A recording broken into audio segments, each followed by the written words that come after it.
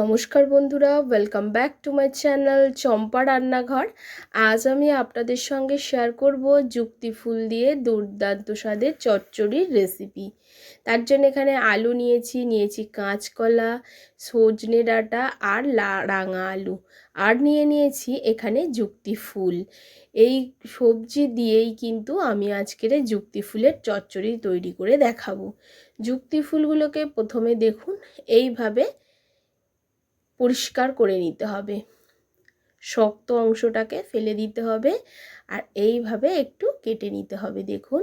আর বন্ধুরা, এটা কুড়ি অবস্থাতে থাকলে খেতে বেশি ভালো লাগে। গরমের এই কটা দিনেই কিন্তু এই যুক্তি ফুলটা পাওয়া যায়। এটা খেলে কিন্তু শরীরের খুবই উপকারী হয়। জল বসন্ত বা এই সিজন চেঞ্জের বিভিন্ন যে ধরনের রোগ হয় সেখান থেকে মুক্তি পাওয়া যায়। এখন দেখুন এই ফুলগুলোকে আমি কেটে নিচ্ছি, ভালো করে পরিষ্কার করে নিয়েছি। ফুলগুলোকে এবারে আমি খুব ভালো করে পরিষ্কার জলে ধুয়ে নেব। প্রথমে নর্মাল জল নিয়েছি, তার মধ্যে 5 থেকে 10 মিনিট ফুলগুলোকে ভিজিয়ে রাখবো। তারপরে জল পাল্টে পাল্টে এটাকে খুব ভালো করে কষলে ধুয়ে নেব, যাতে এর ভিতরে কোনো নোংরা বা পোকামাকড় যা আছে বেরিয়ে যাবে।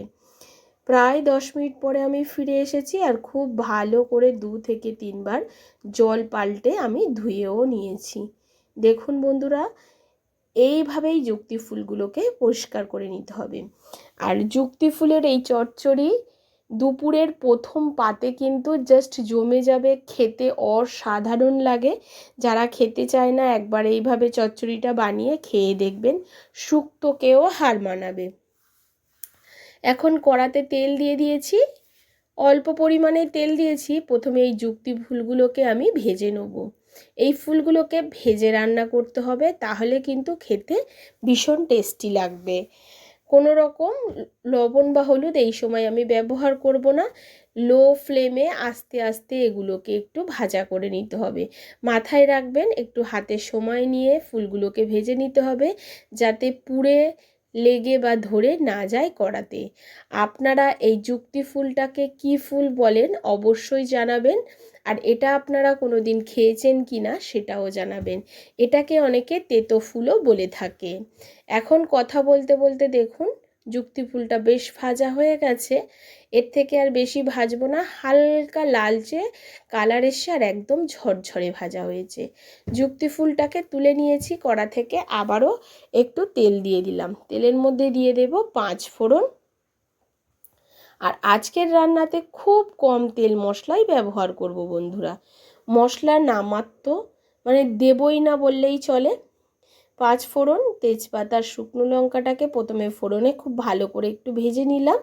নেওয়ার পরে সমস্ত সবজিগুলোকে দিয়ে দিচ্ছি। আলু, কাঁচকলা, ডাঁটা, রাঙা আলু। আপনারা চাইলে আরও যে কোনো ইচ্ছা এর মধ্যে সবজি ব্যবহার করতে পারেন। পটল বা ধরুন বেগুন, যা ইচ্ছা সবজি ব্যবহার করতে পারেন এর মধ্যে। এবারে সবজিগুলোকে ফোড়নের মধ্যে একটু প্রথমে ভেজে নেব। ঠিক এই রকম ভাজাটা হওয়ার পরে এর মধ্যে দিয়ে দেব কিছুটা হলুদ গুঁড়ো। এর মধ্যে আমি কাঁচা লঙ্কা ব্যবহার করব না, হলুদ গুঁড়ো দেবো আর তারপরে দেব একটু লঙ্কা গুঁড়ি। খুব বেশি ঝালেরও প্রয়োজন নেই এই রান্নাটায়, অল্প একটু লঙ্কার গুঁড়ো দিয়ে দিয়েছি। এবার হলুদ আর লঙ্কার গুঁড়ো দিয়ে সবজিটাকে আবারও একটু নাড়াচাড়া করে ভাজতে হবে বন্ধুরা। সমস্ত কাজটাই কিন্তু এখন মিডিয়াম ফ্লেমে হবে। হাই ফ্লেম করলে সবজিগুলো কিন্তু পুড়ে যাবে আর খেতে একদমই ভালো লাগবে না এই চচ্চড়িটা। এখন বন্ধুরা দিয়ে দিচ্ছি পরিমাণ মতো লবণ। লবণটা দিয়ে একটু নাড়াচাড়া করে নিয়ে উপর দিয়ে একটা ঢাকা চাপা দিয়ে রেখে দেব। এতে দেখবেন সবজিটার স্বাদ আসবে আর সবজিটা একটু নরমও হয়ে যাবে, একটু মজেও যাবে একটু ঢাকা দিয়ে রাখলে। তো কিছুক্ষণ আমি এটাকে ঢাকা দিয়ে রাখবো। প্রায় 5 মিনিট মতো লো ফ্লেমে ঢাকা দিয়ে রেখেছিলাম। 5 মিনিট পরে ফিরে এলাম। কতটা সবজিটা কমে গেছে দেখেই বুঝতে পারছেন। এবারে এটাকে আবারও একটু নাড়াচাড়া করে নিচ্ছি। নেওয়ার পরে এর মধ্যে পর্যাপ্ত পরিমাণে জল দিয়ে দেবো। খুব বেশি জল দিতে যাবেন না, কারণ ঝোল ঝোল হলে এটা একদমই খেতে ভালো লাগবে না। একটু গা মাখা হলে এটা খেতে ভীষণ টেস্টি লাগবে। এবারে এটাকে আবারও একটু জল দিতে হবে, কারণ মনে হচ্ছে জলটা একটু কম আছে। আরও একটু জল দিয়ে দিলাম, দিয়ে এটা উপর দিয়ে এবারে ঢাকা চাপা দিয়ে রেখে দিতে হবে 8 থেকে 10 মিনিট। প্রায় 8 মিনিট পরে আমি ফিরে এলাম আর ঢাকাটা খুলে নেব। দেখুন এখন আমাদের সবজিগুলো সব সিদ্ধ হয়ে গেছে। একটা দুটো আলু একটু ভেঙে দেবো, এতে সবজিটা একটু গামাখা হবে। এখন গ্যাসের ফ্লেমটাকে হাই ফ্লেম করে দেবো, যাতে যেটুকু জল আছে শুকিয়ে যায় আর একটু মাখো মাখো হয়। আর এখন দেখুন জলটা অনেকটা শুকিয়ে গেছে। ঠিক এই সময় যুক্তি ফুলগুলোকে আমি দিয়ে দেবো সবজির মধ্যে, দিয়ে খুব ভালো করে এটাকে মিশিয়ে নেব।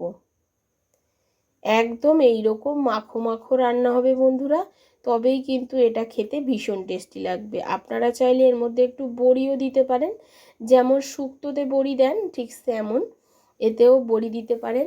এখন আমাদের রান্নাটা কমপ্লিট হয়ে গেছে। একটা প্লেটের মধ্যে আমি আপনাদেরকে তুলে দেখাবো যে কেমন হলো। অবশ্যই বাড়িতে একবার এইভাবে এই তেঁতো চচ্চড়ি বা যুক্তি ফুলের চচ্চড়িটা রান্না করে খেয়ে দেখবেন বন্ধুরা, তারপরে কমেন্ট করে জানাবেন যে কেমন ছিল।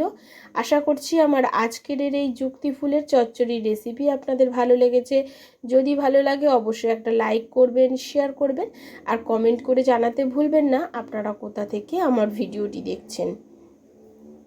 এই চচ্চড়িটা খেতে কিন্তু আমার বাড়ির সবাই পছন্দ করে। এটা খুবই হেলদি টেস্টি একটা সবজির রেসিপি। নমস্কার, সুস্থ থাকবেন।